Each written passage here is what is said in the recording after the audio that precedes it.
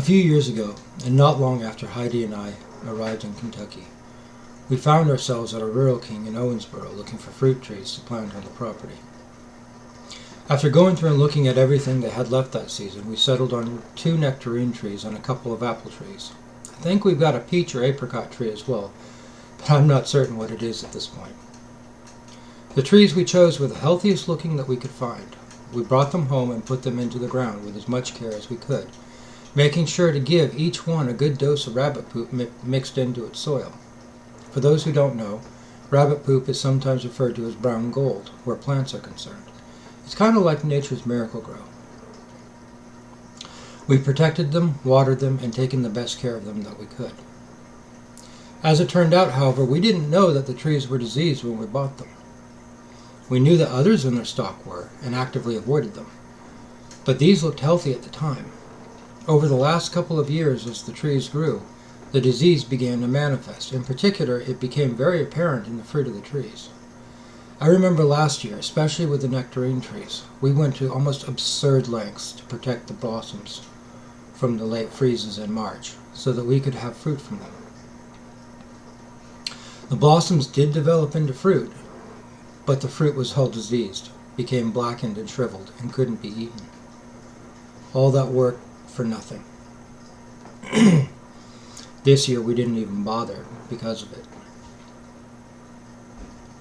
Jesus said that a good tree can't produce diseased fruit, and a diseased tree can't produce good fruit. That very saying has played itself out in front of our eyes with the fruit trees we bought and planted. Like I said, they looked healthy when we bought them. They even looked healthy with bright green foliage within the first year or so. But the disease made itself known not long after, no matter what we did, and the fruit bore this out. But Jesus wasn't just talking about trees. He was talking about people, doctrines, and ideologies. In particular, at the moment, he was talking about Pharisees and Sadducees that looked spiritually healthy on the outside, but whose fruit was born of the flesh and diseased. He was talking about people who rigidly followed the rules regarding tithing and diet, but ignored or contradicted the foundational commands regarding love, mercy, and compassion. And he was talking about the beliefs and ideologies that sanctioned that ignoring and contradiction. Diseased trees can't produce good fruit because the disease runs throughout the tree, regardless of how healthy it might appear on the outside. This is just as true today of religions, churches, denominations, pastors, priests, and anyone who claims to be religious or spiritual. If such a tree is healthy, it will produce good fruit. The kind of fruit which should be seen as the person and personality of Jesus Christ himself.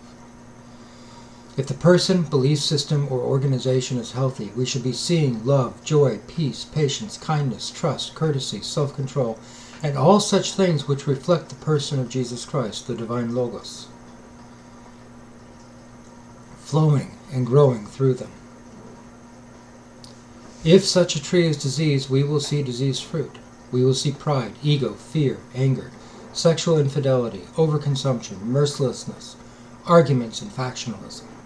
We will see abuse, emotional abuse, physical abuse, sexual abuse, and abuse of power. We will see avarice. We will see theft. We will see people ruined, hurt, and destroyed. In the shadows, we will see murders. We will see atrocities. Diseased trees cannot produce good, healthy fruit, no matter how much you want them to. One's fruit will betray the state of their spiritual, emotional, and psychological health. No matter how good they look on the outside, if that fruit isn't the Logos, if it isn't love, joy, peace, patience, and all of the fruit of the Spirit, if it isn't compassion and loving kindness, then it is diseased and shouldn't be eaten lest it make the eater themselves sick.